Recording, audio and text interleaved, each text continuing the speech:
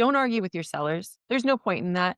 What you maybe Nick and other people would have different opinions about that. What I mean by that is empathize with them. Like this is their so for some people, this is their retirement. This is it. So see where they're coming from and tell them everything you're going to do to try to make their dream happen. And still at the end of the day, two things can be true at the same time. The house isn't worth what they want and you really want it for them.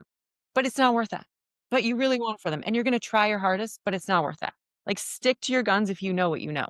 I've made a mistake of being pulled by sellers who have been bullies.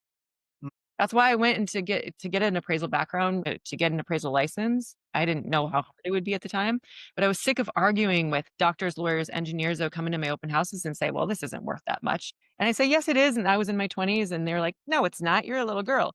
So I went and got my appraisal license because when they said, well, I'm an engineer, I know what I'm talking about. I would say, well, I'm an appraiser. I know what I'm talking about. You know, I'm an expert in what your little market is. You got to know every house in that neighborhood.